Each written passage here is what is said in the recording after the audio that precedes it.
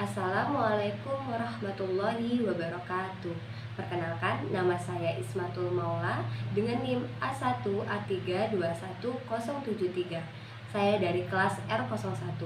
Di sini saya akan memenuhi tugas dari pembelajaran mikro. Assalamualaikum warahmatullahi wabarakatuh. Selamat pagi anak-anak semua. Baiklah. Nah, sebelum kita memulai pembelajaran kita pada pagi hari ini, ada baiknya ketua kelas untuk memimpin doanya. Kepada ketua kelas, Indra, Ibu persilakan. Selesai. Oke. Nah, apa kabar anak-anak Ibu semua? Alhamdulillah baik. Nah, untuk memulai pembelajaran kita pada pagi hari ini, Ibu akan absen terlebih dahulu. Nah, pada pagi hari ini siapa yang nggak masuk? Joshua. Apa alasannya? Sakit. Oke, sakit. Selebihnya masuk semua. Alhamdulillah, syukron. Tetap sehat walafiat ya. Sebelum kita memulai pembelajaran kita pada pagi hari ini, ada baiknya kita untuk tetap mengingat nih perjuangan para pahlawan kita dalam memperjuangkan kemerdekaan. Kita akan menyanyikan lagu Indonesia Raya terlebih dahulu. Untuk anak-anak, Ibu mohon untuk berdiri dan salah satu anak untuk memimpin jalannya lagu yang akan kita nyanyikan. Kenapa sih tadi Ibu nyuruh kalian untuk berdiri terus bernyanyi? Apa yang Ibu suruh tadi? Kenapa? Iya, benar sekali. Untuk selalu mengingat nih jasa dan perjuangan dari para pahlawan kita, agar kita tidak lupa dan agar kita selalu menjunjung rasa nasionalisme di dalam diri kita. Baiklah. Nah, sebelum kita melanjutkan pembelajaran kita pada pagi hari ini, Ibu akan membahas sedikit nih, mengulik tentang pembahasan atau materi kita pada minggu sebelumnya. Nah, kalian tahu kan, ada pepatah yang mengatakan di mana bumi dipijak, di sanalah langit dijunjung. Artinya apa sih? Silakan Anda. Iya, benar sekali. Nah, maksud dari pepatah ini sendiri itu merupakan gambaran atau tempat kewajiban kita sebagai masyarakat atau sebagai manusia untuk menaati aturan atau hukum yang hidup dalam masyarakat itu sendiri. Nah, terus dengan cara seperti apa, Bu? Ya, dengan cara kita harus menaati hukum.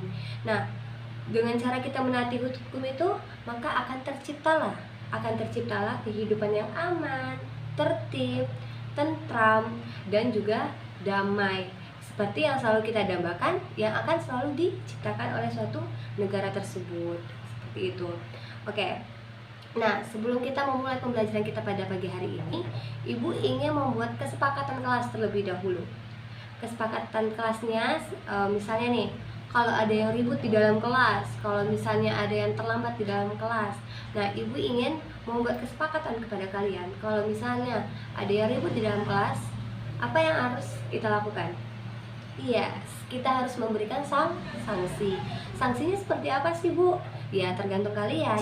Kalian mau sanksinya yang seperti apa? Nah, nanti, oh Bu, sanksinya disuruh piket aja Bu dalam 1 minggu. Oke. Nah, nanti kita akan membuat persetujuan. Oke? Paham anak-anak Ibu?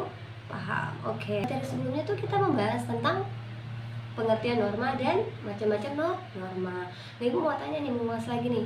Siapa yang masih ingat dengan pengertian norma itu sendiri? Silakan Indah.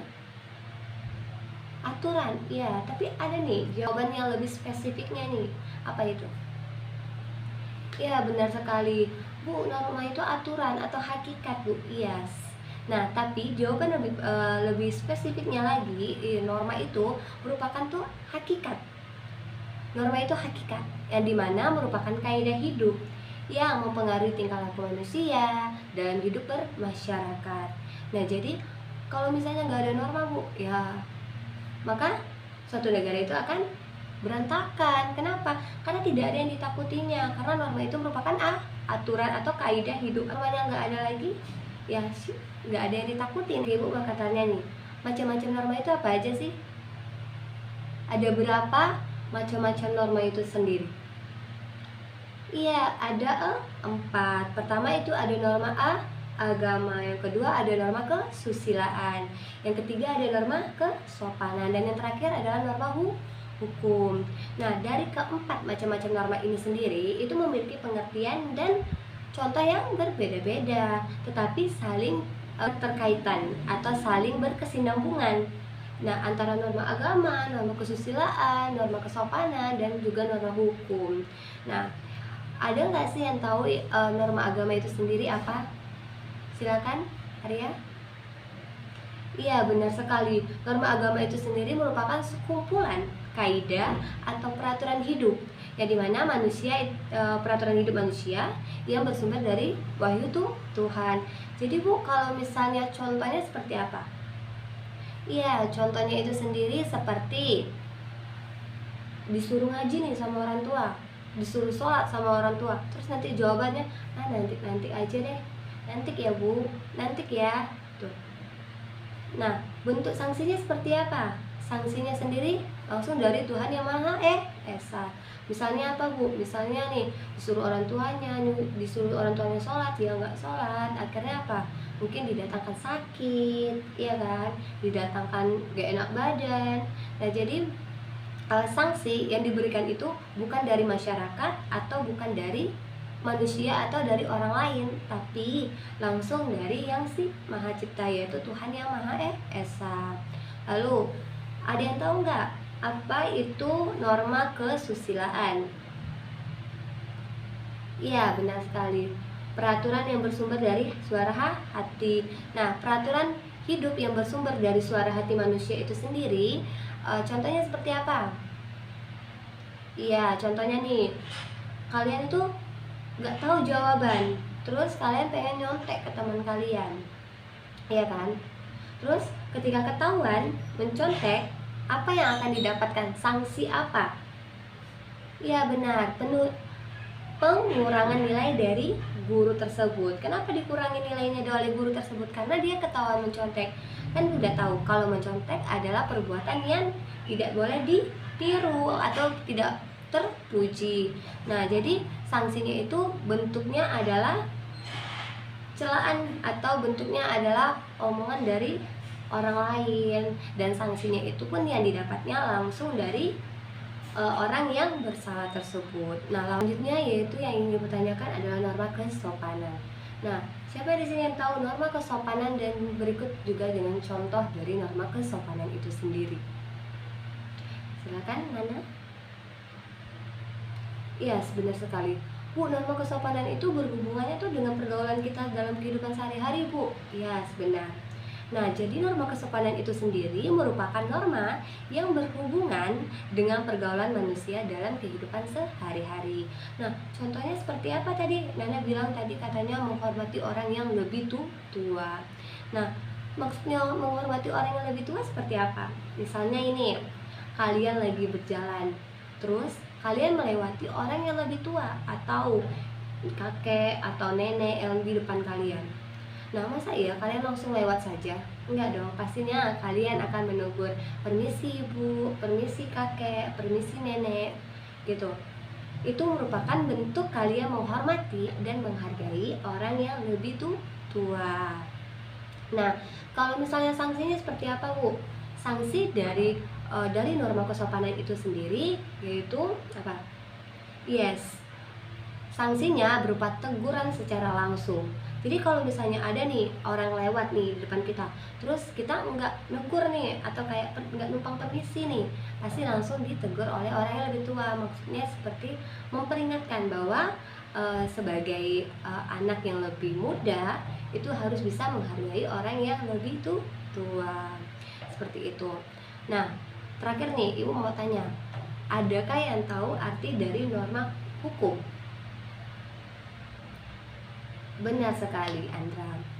Norma hukum itu sendiri merupakan peraturan mengenai tingkah laku manusia dalam pergaulan di masyarakat yang dibuat oleh badan-badan resmi seperti bersifatnya itu memaksa, sehingga perintah atau larangannya dalam norma hukum tersebut harus ditaati dan diikuti oleh masyarakat. Nah, maksudnya seperti apa, Bu? Ayo, siapa yang tahu dari contoh norma hukum itu? Silakan, Alex. Benar sekali. Contoh dari norma hukum itu sendiri yaitu ketika kalian menaati lampu lalu lintas. Nih, misalnya nih, udah tahu nih lampu lalu lintas itu berwarna merah. Kalau merah kan berarti tidak boleh berjalan, iya kan? Berhenti kan? Tapi kalian masih melewatinya. Dan di depan kalian itu ada polisi, dan setelah itu kalian ditilang oleh polisi. Nah, bentuk dari sanksi atau contoh dari norma hukum itu sendiri yaitu polisinya memberikan hukuman seperti diberikannya surat tilang, yang dimana surat tilang itu sendiri nantinya akan ditebus di pengadilan. Lah, kenapa Bu harus seperti itu? Karena itu tadi contoh atau sifat dari norma hukum itu sendiri yaitu bersifat memaksa, yang dimana di dalamnya ada perintah dan larangan. Kan sudah dibilang nih, larangan kalau lampu merah itu tidak boleh jalan, harus berhenti, dan itu merupakan perintah, dan itu sudah ada di dalam pasal undang-undang. Nah, kalau kalian melanggar, ya kalian harus menerima konsekuensi dari perbuatan yang sudah kalian perbuat. Oke anak-anak, tadi kan kita sudah mengulas tentang pengertian dan macam-macam norma. Di sini batas ini ada yang mau bertanya? Oke, kalau misalnya udah nggak ada yang lagi bertanya, berarti ibu udah menganggap bahwa kalian sudah paham dengan materi pada minggu yang lalu. Nah, sekarang kita akan melanjutkan pada materi hari ini yaitu tentang sumber norma.